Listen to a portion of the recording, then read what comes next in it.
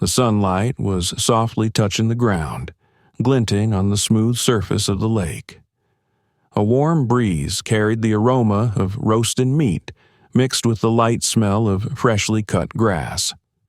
The park was bustling with activity, children squealing and chasing a ball, families laughing at picnic tables, and a group of teenagers spread out plaids, set up a speaker, and prepared for an evening that seemed to promise to be unforgettable. Among them was 16-year-old Jaden, tall, with a wide smile and eyes that shone with all his youthful eagerness for life. He stood at the grill, turning pieces of meat to the jokes and taunts of his friends. He loved the feeling of belonging to something, of being among his own. This day promised to be just fine. Nothing seemed to mar their joy. But something began to change. A shadow flickered across the cheerful painting. Jaden suddenly noticed the woman sitting next to him stop talking, her gaze sharply averted. The man sitting with her put his phone down on the table, as if trying not to attract attention. A tall, uniformed figure appeared in the distance, a cold gaze sliding over the faces of the vacationers. Policeman. His footsteps were measured, but there was purpose in them. His eyes stopped on Jaden, and though they'd never met, it was as if that gaze was burning through his bones. Jaden felt something inside him tense. There was a tang of anxiety in the air, which was soaked with the scent of the grill and the carefree summer air. "Hey, Jay, everything okay?" Kiara, his best friend, asked, noticing his hand frozen with the spatula over the grill. "Yeah, it's okay," he replied, forcing himself to smile, but his eyes followed the uniformed figure, who was now coming closer and closer. Jaden didn't know that this day, which had started out so perfectly, was going to be one of the worst days of his life. And as he tried to focus on the roasted meat again, his heart beat a little faster than it had before. Something wasn't right. He could feel it. "It's too hot for a uniform, isn't it?" one of Jaden's friends muttered, trying to lighten the atmosphere with a joke, but no one laughed. Even Kiara, always ready to pick up on any humor, just pressed her lips tightly together, her gaze fixed on the man in uniform who stopped beside them. The policeman looked menacing. Tall, with a roughly shaped face and a cold stare, he stood with his arms at his sides, as if intent on taking up as much space as possible. His eyes slid over the faces of the teenagers, lingering on each of them, but especially on Jaden. "What's going on here?" a harsh, demanding voice called out. "Just a barbecue, sir," Jaden replied, trying to speak calmly. He held up his hands as a sign that he wasn't threatening anything. "We're just having a vacation." "Barbecue?" The policeman squinted as if he'd heard something suspicious. He looked around at their blankets, the speakers, the boxes of food. His gaze was like he was looking for something to justify his presence. "Has anyone ever told you that you can't start a fire here?" he continued, even though park rules clearly allowed the use of portable grills. "We follow all the rules," Kiara replied softly, but her voice trembled. The policeman ignored her and stepped closer to Jaden.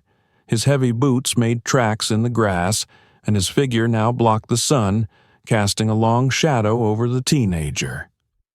"Are you in charge here?" he asked, looking directly at Jaden.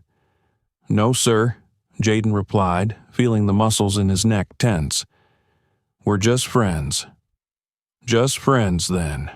The cop grinned crookedly, glancing at Jaden's friends, most of whom were black. "I can see how just friends can sometimes turn into a gang." The words came out like a slap. Jaden clenched his fists but held back. Ciara tugged at his arm as if to remind him, "Don't give in, don't provoke." "We're not doing anything wrong, sir," Jaden said carefully. "I'll decide that." the policeman said coldly. He started slowly around the grill, as if he were looking for something suspicious. His fingers touched one of the speakers that Jaden's friend had brought. "You're listening to music too loud, huh? This is a public place. Maybe you're disturbing others." "We put the music on low volume so we wouldn't disturb anyone," Kiara interjected, her voice shaking, but she tried to stay confident. "Did I ask you?" the policeman said sharply, turning to her. Kiara recoiled, and Jaden felt the anger boiling in his chest. "Please, sir, we're not violating anything." He tried to speak calmly again, though every muscle in his body was screaming for him to say something, to do something. The cop stopped, crossed his arms over his chest, and looked at Jaden with a slight chuckle. "You're too perky, aren't you? You think smiling and saying 'sir' means something?" Jaden was silent, his fingers clenched into a fist. He knew that every word or movement he made could cause something much worse. His mother had always said, "Don't argue. Don't give them a reason to. Live, Jaden." But every look, every word of the policeman was drenched in venom. This man didn't want order. He wanted to break them, and Jaden could feel it. "Do you have an ID?" the policeman asked, finally breaking the pause. "I don't have my ID with me, sir," Jaden said quietly. "Oh, sure," the policeman smirked, bowing his head. "What if you don't live here? What if you're in trouble with the law?" Jaden felt something inside him tremble, but it wasn't fear. It was rage. He held back, though. "I live 2 blocks from here, sir. It's my house," he answered calmly, despite the lump in his throat. The policeman took a step closer so that he was now standing quite close. "If this is your house, then you're not going to lie to me, are you? Because if you do," he leaned in, lowering his voice to a menacing whisper, "I'll find a way to make you regret it." Jaden wanted to say something, but suddenly realized that what he said wouldn't make any difference. Anxiety clutched at his chest like an iron hoop. It was only the first act of a drama that had yet to unfold. Let's pause for a moment. Write in the comments where you are listening to our stories from, and whether something similar has happened to you or your loved ones in your life. We care about your opinions and experiences. If you are interested in such stories, don't forget to subscribe so you don't miss the continuation. And now we continue. "Are you sure you're not lying?" The cop leaned in close to Jaden, so close that their faces were almost on the same level. His voice sounded like a hiss of disbelief. "Because, believe me, I know how to expose liars." Jaden stood still, feeling the policeman's gaze burning through him. Everything around him seemed to freeze. His friends caught off guard, passers-by in the distance pretending not to look, but watching furtively. Ciara tried to intervene again. "Sir, we're just having a vacation here. Why are you being so— Who asked you?" The policeman turned sharply toward her. His voice became rough and harsh, and the hand gesture he made to stop her was like an order. "I'm having a conversation with this guy, and you'd better keep quiet until I decide you're involved too." The word "that" sounded like he was talking about something dirty and undignified, not a person. Kiara pressed her lips together, her eyes filling with tears, but she remained standing next to Jaden. "Sir, I'm not hiding anything." Jaden tried to keep his voice steady, but his voice shook slightly. "We follow all the rules. You can check." "Check?" The policeman grinned, looking him over from head to toe. "You know, I have a feeling you've been tested more than once. Probably for a reason, right? Guys like you always find a way to get into trouble." The words hurt more than Jaden had expected. He clenched his fists, trying not to give in to the anger that was bubbling up inside. He wanted to scream, to say it wasn't true, but he knew that any word would only make it worse.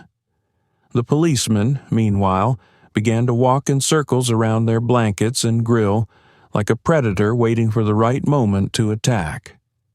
His gaze was sharp, his every phrase barbed. You probably think you can do whatever you want, don't you? That the rules are for other people but not for you? That you can come to our park, fire up the grill, blast your music, and not think about it bothering normal people? Normal people? Jaden repeated quietly, not believing his ears. Yeah, you got that right, the policeman replied, stopping and folding his arms across his chest. Normal? Now let me guess. You have no papers, no authorization to use this grill, and probably no reason to be here. Jaden's voice trailed off when he finally spoke. That's not true. I have a right to be here just like everyone else. That phrase, spoken with desperation, was like pushing an invisible button. The policeman stepped forward and grabbed Jaden's shoulder. His grip was strong, and the pain of the touch made the teenager wince. Are you raising your voice at me now? The policeman spoke slowly, each word sounding like an accusation. Are you threatening me? I'm not threatening anything. I'm just... Jaden stammered, feeling the words stick in his throat. You're just being rude to an officer of the law, the policeman interrupted him, tightening his grip. And that's a very bad idea. At that moment, Kiara took a step forward, her voice ringing with anger. Let him go. You have no right to treat him like this. He hasn't done anything. But instead of answering, the policeman pulled a stun gun from his holster. Everyone froze. Jaden's friends instinctively stepped back, some of them covering their mouths with their hands. Stand back, the cop ordered, pointing the taser threateningly at Jaden. I said back away, or this will be your last warning. Please, sir. Jaden held up his hands, his voice barely audible now. I'm not doing anything wrong. You don't have to do this. But you could see it in the policeman's eyes. He wasn't listening. This was the moment when power ceased to be an instrument of defense and turned into a weapon of humiliation. Too many words, kid, he said before pulling the trigger of the taser. It all happened in a split second. The discharge pierced Jaden's body, and he collapsed to the ground, his face contorted in pain. Kiara screamed, her scream cutting through the silence of the park like a knife. People in the distance started pulling out their phones, recording what was happening, but no one dared to intervene. It was the moment when fear overcame humanity. Jaden lay on the ground, his body shuddering, his eyes fixed on the cold sky above him. He realized in that instant that he could be dead, and there was no reason for it. But the story was just beginning. The sound of the discharge was short but loud, like thunder. Before Jaden realized what had happened, his body arched, his muscles contracted in agony, and he collapsed to the ground. Time seemed to slow down, but his pain was sharp and unending, like a red-hot knife piercing every cell in his body. His friends were screaming, their voices merging into one chaotic chorus of terror and anger. Kiara rushed toward Jaden, but the policeman raised his hand to stop her.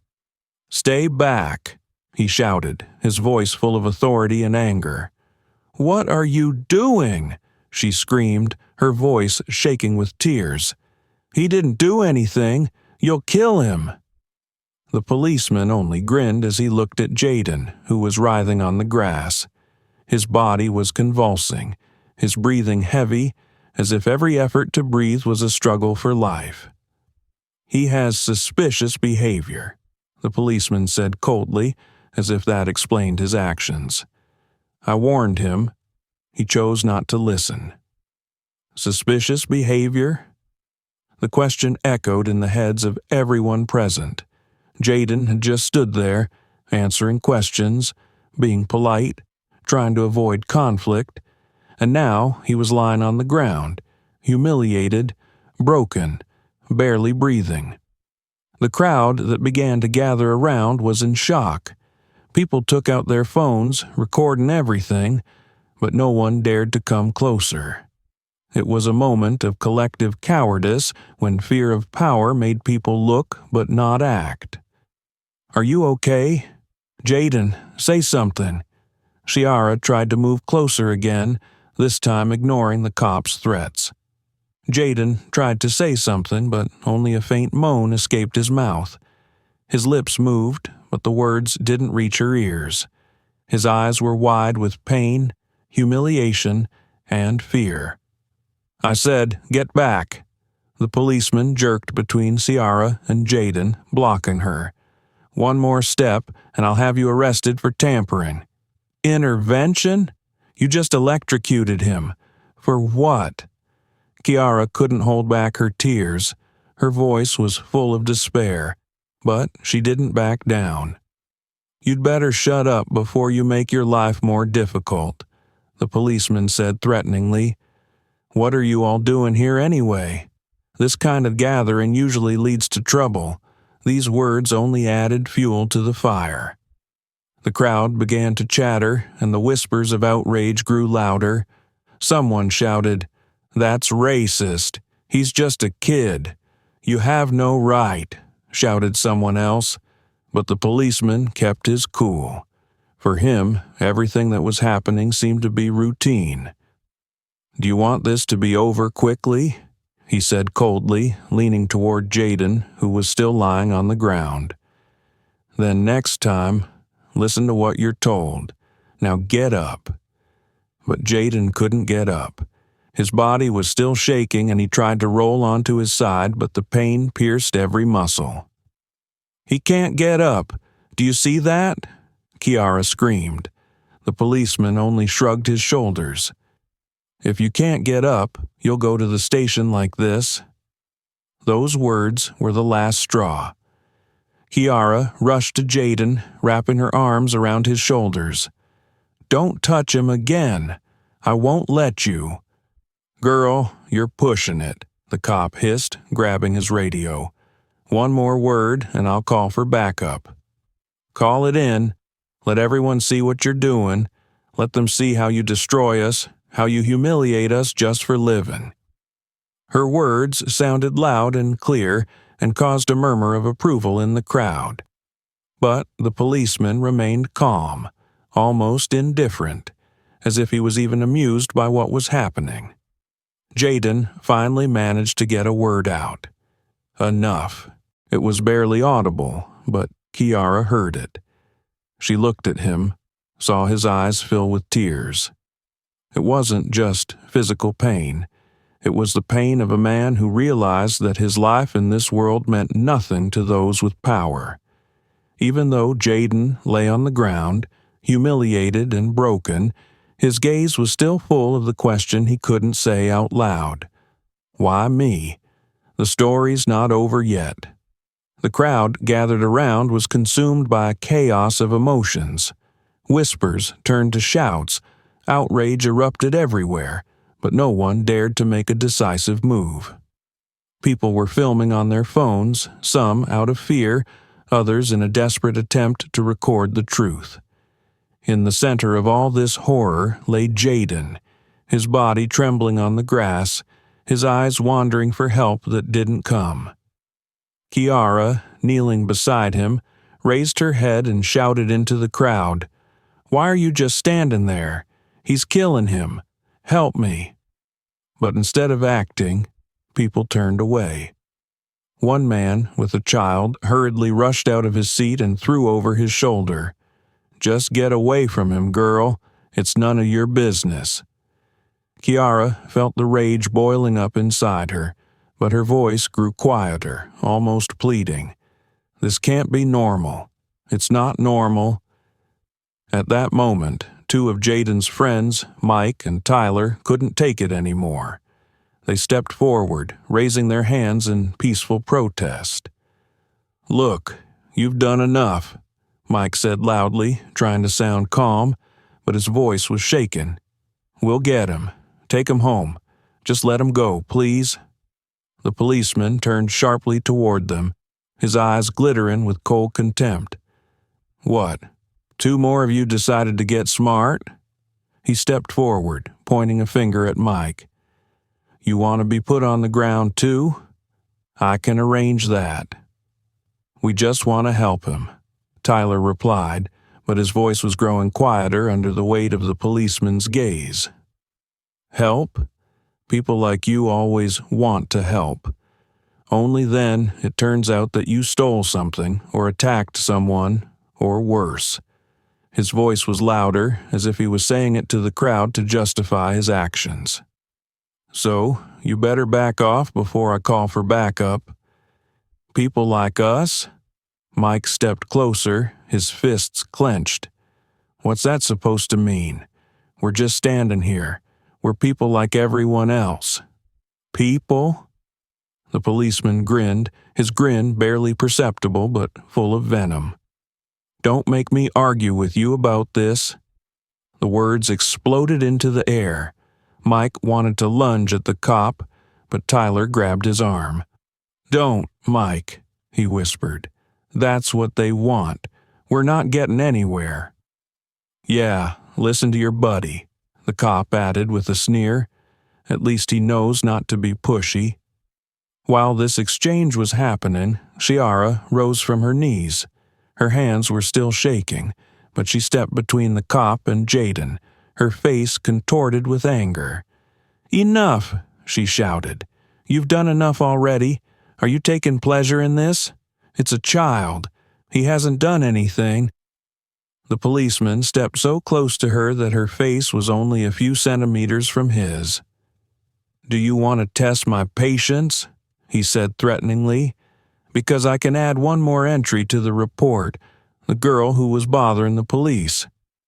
Chiara felt her legs give a shake, but she didn't back down. "Then arrest me," she said quietly but firmly. "Only if you do, I promise you, the whole world will know what you did today." The policeman stood still for a moment, his face impassive, but something like doubt flashed in his eyes. At that moment, the crowd began to move, and there were shouts. "We're recording everything. You will not escape responsibility. Let him go." The policeman looked around sharply at the people around him.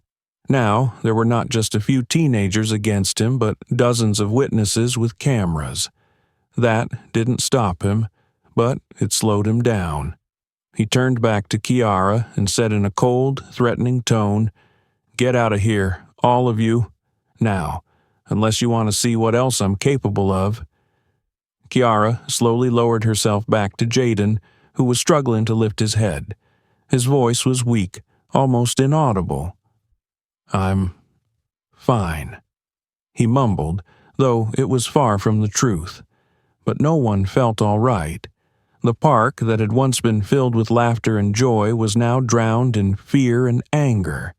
The atmosphere was saturated with despair. People didn't know what to do, and everyone felt that any wrong move would lead to more tragedy. And in that moment, everyone realized this was not just an act of cruelty. It was a message.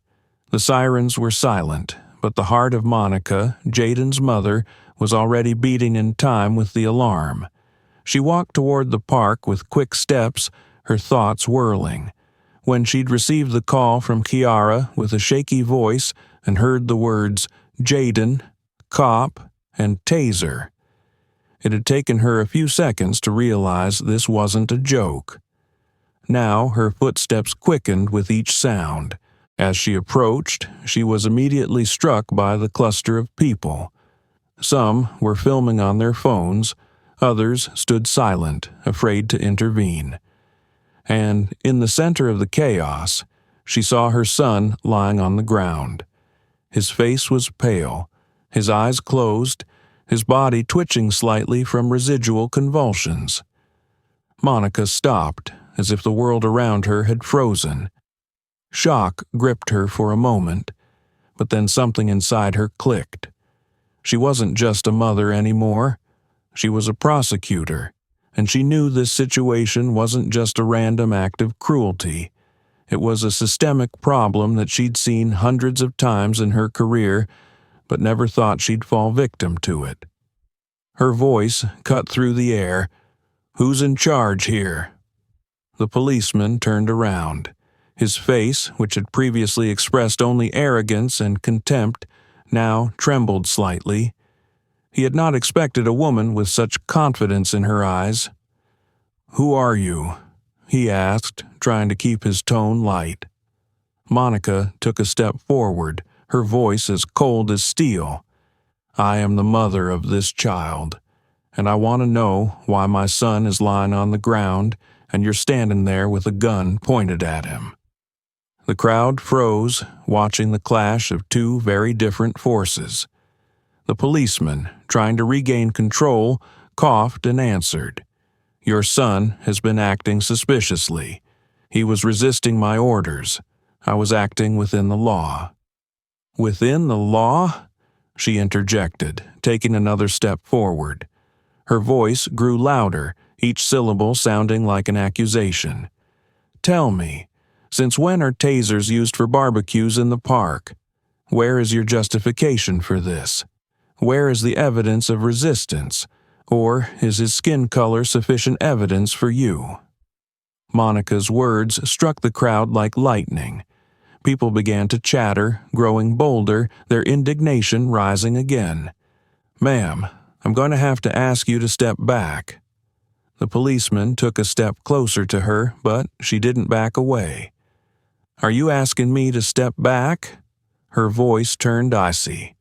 "Why don't you explain to me first how you're going to justify your behavior in a report or in court?" The policeman frowned, his hands clenched slightly. He tried to turn the situation back in his favor. "Ma'am, if you continue to interfere, I will be forced to—" "Forced to what?" she interrupted, her eyes flashing brightly. "Are you going to use force on the district attorney?" Those words sounded like an explosion. The crowd gasped. The policeman froze. Monica saw his confidence falter. "Yes," she continued, her voice flat and cold.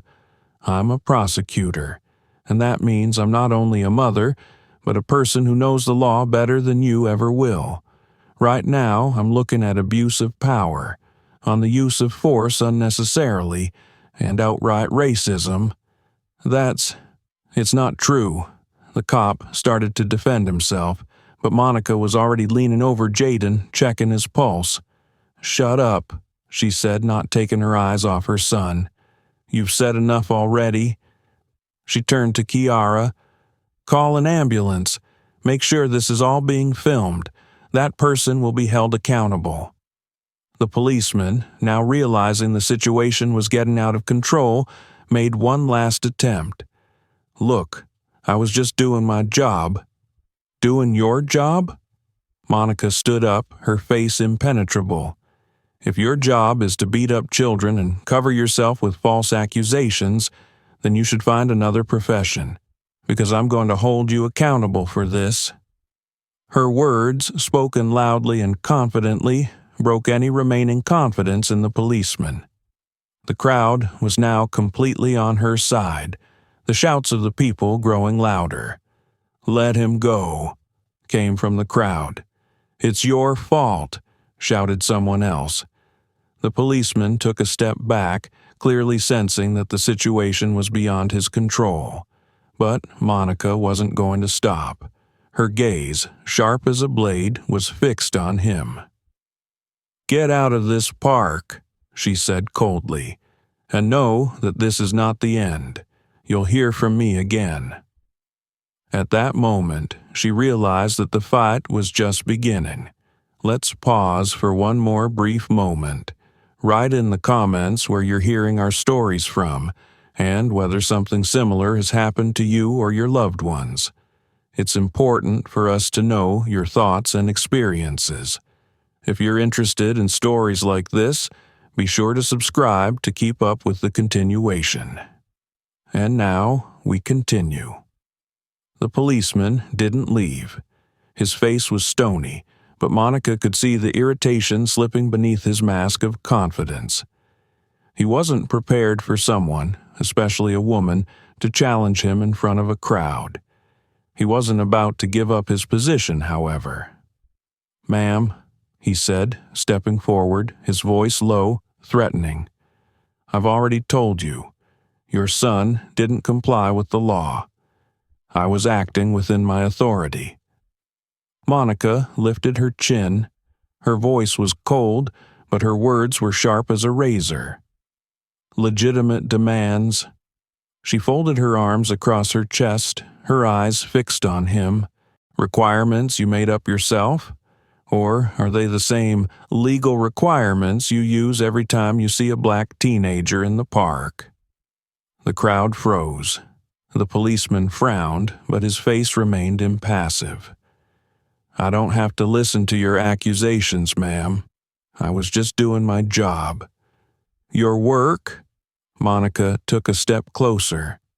"Let's be clear about what that job is. Is it a security job or a humiliation and intimidation job? Because what I see before me is a man who thinks a uniform gives him the right to abuse a teenager." "Look, ma'am." He held up his hand as if trying to stop her words. "You seem to forget that I represent the law here." Monica didn't let him finish. "The law? You dare speak of the law when I see before me the epitome of abuse of power?" She pointed at Jaden, who was still lying on the grass, trying to get up. "That child did nothing. You used force. You humiliated him in front of dozens of people. And now you're telling me about the law? Tell me, officer, is that what you were taught?" The policeman gritted his teeth, his face growing even more tense. "I'm warning you," he said, his voice lowering, becoming almost a hiss. "Don't cross the line." "Borders?" She laughed a short, cold laugh. "You're telling me about boundaries when your actions today have crossed every possible boundary. You used a stun gun on a child for resting in a park. That's not just an abuse of power, it's racism, pure and simple." These words caused a burst of cheers in the crowd. People began to shout, "Tell him, ma'am. We all saw it. It's his fault." The policeman felt himself losing control of the situation. His eyes raced, and he began to look around at the crowd, which was growing louder and more confident. "Look, ma'am," he said, trying to speak calmly, but there was a barely contained anger in his voice. "If you think you can stand here and dictate to me how to do my job, you're wrong." "Am I wrong?" Monica tilted her head to the side, her gaze sharp. "You're mistaken if you think I'm going to let this go unchallenged. You're mistaken if you think your behavior today will go unnoticed, because you don't just have a suspicious behavior case on your hands. You have a case of racism, abuse of power, and endangering the life of a child. You're accusing me of racism without proof," he threw, his voice louder, as if he were trying to shout her down. "Proof?" She took a step toward him, her face still and her voice almost icy. "I have dozens of witnesses, phone records, and, most importantly, my son, who, despite everything you've done, will survive to tell the truth." He tried to take another step closer, to crush her physically, but Monica didn't move. Her confidence was unshakable. "You don't realize who you're dealing with," he finally said, his voice hoarse from the strain.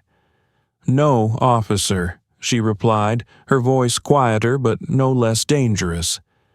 "You're the one who doesn't realize who you're dealing with. I'm the mother, I'm a prosecutor, and I'm going to make sure that you and anyone else who thinks a uniform protects them from accountability understands that there are boundaries for you, too." The crowd erupted in applause and shouts of approval. The policeman, losing control of the situation, took a step back, but his face remained tense. "This isn't over," he threw, backing away. "You're right," Monica said. "This is just the beginning." The words hung in the air like a sentence foreshadowing what was to come. The crowd, which had been watching silently, began to move. The people, at first frozen in fear, gradually realized that silence was also a choice, but not in favor of justice. The quiet murmurs grew into a rumble of voices. "This is too much," someone from the back rows said, bursting closer to the center. "Who the hell is he to do this to a child?" shouted the woman, clutching the phone in her hands. Monica stood in front of the policeman, her figure seemingly impenetrable. But even she felt that the situation could still turn either way. Every step the crowd took toward her was filled not only with support, but also with tension. Their fear of authority still held them back. "We saw him hit him with a taser," a man in a sports jacket said loudly, picking up his cell phone. "I've got it all on tape." "Me too." Someone next to him cheered him on. The policeman turned to the crowd, and something like alarm flashed across his face for a moment. But he quickly regained his stony expression. His voice sounded commanding. "Break it up. That's it. This is an official police investigation." "An official investigation?" A young guy in the crowd loudly interjected. "An investigation into what? The barbecue, or the way you attacked the teenager?" The crowd buzzed, and people began to speak louder. Some shouted words of support for Monica, others openly condemned the policeman's actions. But no one was moving forward. "Do you think the uniforms make you above the law?" came a woman's voice from the other end. "He's a coward," shouted the young girl. The policeman frowned, his face stern. He raised his hand, trying to shout over the growing noise. "I said disperse. Anyone who disobeys will be detained." But his words, instead of calming the people, only inflamed their anger. Someone in the crowd shouted, "You're gonna hold us all up? Try it." The crowd began to cluster around him, moving closer and closer. People who had been frightened a moment ago were now moving as one. Their eyes read indignation mixed with determination. Monica raised her hand, calling for silence. Her voice, loud and confident, cut through the noise. "Listen to me. We will not tolerate more violence, but we will not back down either. This man must be held accountable for his actions. We are here to protect my son and anyone else who might be in his shoes." These words were the turning point. The crowd murmured in agreement. People began to shout, "We're for you. For Jaden. We're not leaving." The policeman, seeing the people rallying around Monica, took a step back. His hand reached for his walkie-talkie, and he muttered something. His voice was too quiet for the crowd to hear, but Monica knew what it meant. He was calling for backup. She turned to the people. "Film everything, every second. Don't let anyone say we were wrong." "We're with you," shouted the man, raising the phone higher. The policeman, now surrounded by dozens of cameras and angry faces, began to lose confidence. His voice became louder, but no longer commanding, but irritated. "You're all obstruction of justice. If you don't separate, I'll—" "Justice?" Monica interrupted him, her voice loud and firm. "Is that what you call justice? Using force on an innocent child? Threats and humiliation? You talk about the law, and you've just broken every letter of it." "She's right," shouted a woman from the crowd. "You think we haven't seen this happen? It's not the first time. We're not leaving until he answers for this," added the man next to her. The noise of the crowd began to build, and though fear still hung in the air, it was no longer dominant. Anger had taken over. People began to move closer, forming a ring around Monica, Jaden, and the policeman. The policeman, for the first time all day, looked confused. His eyes darted around the faces, and he took another step back. "You're making a mistake," he hissed, turning to Monica. She met his gaze without a shadow of fear. "No, officer, you made a mistake, and now you're going to answer for it." His hand reached for the radio again, and for a moment there was tension in the air. In that instant, it was as if the whole park held its breath, waiting to see what would happen next. The distant wail of sirens cut through the tense silence, spreading through the park like the echo of an impending storm. People in the crowd began to look around, their voices quieter and their faces wary. Some took a step back. Some hid their phones in their pockets, fearing repercussions. The reinforcements were approaching, and everyone realized that the situation was about to become even more dangerous. Monica stood still, her back straight and her gaze hard. She had heard those sirens before, knew what they meant. It wasn't just a sound. It was a signal that the authorities were ready to quell any challenge. She looked back at her son, who, exhausted, was still lying on the grass, breathing heavily. Beside him, Kiara squeezed his hand, trying to reassure him, but the fear in her eyes betrayed her inner panic. The policeman, standing in front of Monica, noticed the crowd starting to retreat. He grinned, regaining his confidence. He smirked, his eyes filled with the satisfaction that the reinforcements would give him back control of the situation. He took a step forward, but Monica didn't back down. Her eyes were fixed on him, and in that gaze was the power that could stop a storm. "Look, ma'am," he began, his voice regaining a note of authority. "You can talk all you want, but it won't change anything. The law is on my side." "The law?" she repeated, her voice calm, but each word cut like a blade. "The law? You don't even know what it is. If you did, you wouldn't be standing here, cloaked in uniform and power to justify your violence." The sirens grew louder, and a minute later, 2 patrol cars came to an abrupt stop near the park's boundary. 4 officers got out of them. They were all white, their faces expressing determination and readiness for action. One of them, apparently the older one, walked toward his colleague who was now standing opposite Monica with ostentatious smugness. "What's going on here?" the senior officer asked, looking around the crowd. His gaze settled on Monica, then on Jaden, lying on the ground. "These people prevent me from doing my job," the policeman replied quickly, nodding toward Monica and the crowd. "They are creating a disturbance. This teenager didn't obey my lawful demands, and I had to use force."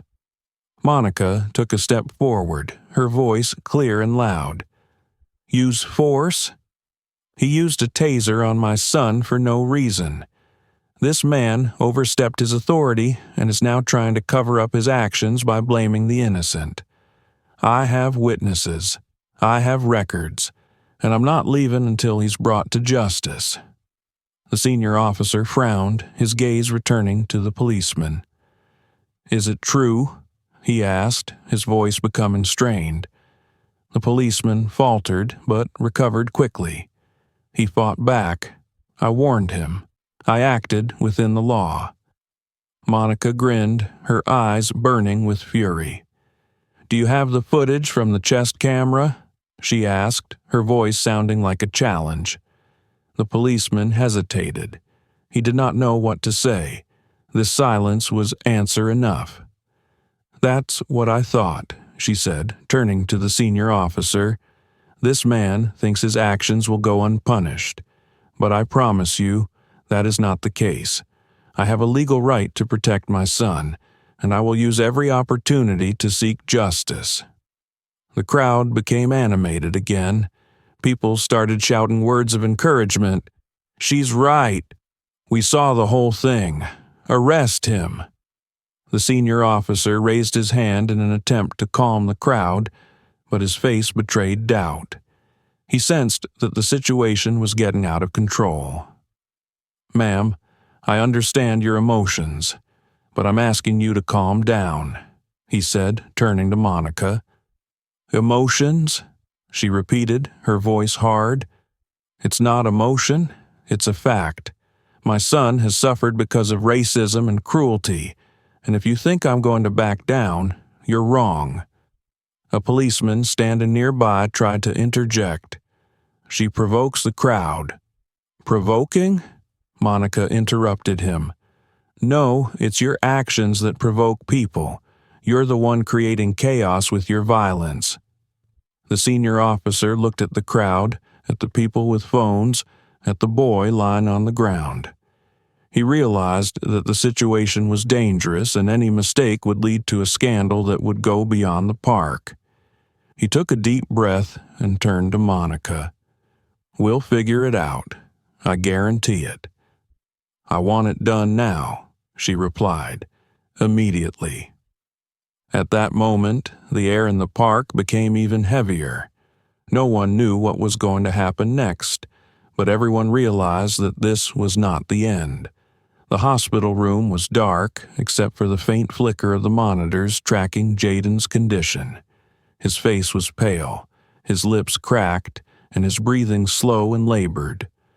Shiara sat next to him, her eyes red from crying, but she didn't take a step away from him. Monica stood by the window, her arms folded across her chest and her gaze staring off into the distance. She was not crying. Her face was impassive, but a storm was raging inside her. She couldn't afford to break down. Jaden had survived the electric shock, but his body was still shaking from residual stress. The doctors said he would live, but the effects could show up later. Heart problems, post-traumatic stress disorder, endless memories of being humiliated in front of friends and strangers. Monica knew that his physical recovery was only part of the battle. The wounds on his soul would remain for a long time. She spent sleepless nights preparing for the trial. Every document, every videotape, every detail of the incident was studied and verified. Monica knew that not only this policeman, but the entire system that protects people like him would stand against her. She'd seen it before. Long trials, attempts to hush up the case, blaming the victim for provoking the attack. But that didn't scare her. She was ready. For her son, for justice. When the case went to trial, the policeman tried to appear calm. His lawyers, experienced and confident in their victory, presented their arguments. He was acting within the law. He did not know that Jaden was a teenager. He was just trying to maintain order. His defense was built on the premise that in any conflict both parties are at fault, and that Jaden's actions allegedly compelled the officer to use force. But Monica was ready to shatter every line of defense they had. She presented eyewitness phone records, testimony from dozens of witnesses, medical reports. Every word she spoke was like a hammer blow. She wouldn't let a single one of their arguments go unchallenged. "This case is not an isolated incident," she said in her closing remarks. "This is a systemic problem. It's something that Black families experience every day. Our children don't feel safe in the park, in school, on the street. We raise them, educate them, give them dreams, only to have their lives destroyed at the push of a taser button." Her voice shook, but not from weakness. It was pain transformed into strength. The judge and jury listened with bated breath. The crowd gathered outside the courthouse cheered as she walked out with victory on her face after each day's session. But even with the public's support, the battle was far from easy. The policeman and his defense tried to drag out the case. They filed motions, appealed to higher authorities, tried to bribe witnesses. There were threats, attempts to discredit Monica. But she remained steadfast. In the end, the court ruled. The policeman was found guilty of abuse of power and assault. It was a small but important step. His dismissal from the police force and subsequent punishment sent a loud signal that the system could be defeated. But for Monica and her family, it was only part of their journey. Jaden, though he had recovered physically, was not the same. He rarely left the house, often waking up at night with nightmares in which he felt the shocker discharge over and over again. His friends tried to support him, but he became increasingly withdrawn. Monica saw this and felt helpless. She won the trial, but felt she was losing in another way. Her son had lost faith in the world. But there were glimmers of hope in this tragedy. The case sparked a widespread outcry. People began to discuss the problem of racism and abuse of power in the police force louder than ever before. A rally was held in the park where the incident occurred, drawing hundreds of people. They talked about Jaden, about his courage, about the strength of his mother. Monica saw how her struggle inspired others not to be silent, not to be afraid. She knew their lives would never be the same again. This trauma would stay with them forever. But she also knew that they had survived, and their story was a symbol of hope for other families. That was worth fighting for. It was worth the pain. Jaden had told her once, quietly, late at night, "Mom, I'll never forget what he did, but I want to believe that the world can be a better place." She hugged him, tears streaming down her cheeks.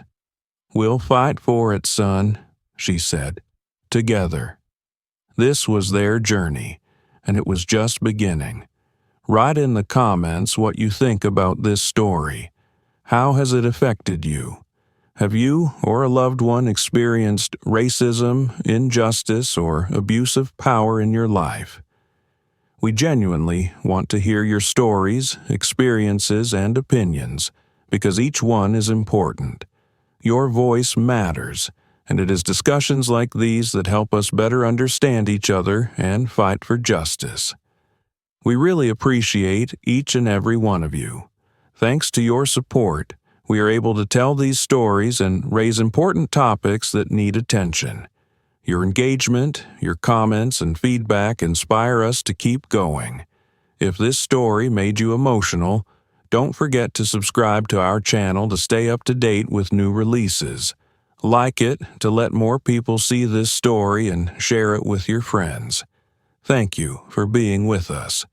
We wish you a good day, strength, and inspiration. Remember, every voice counts.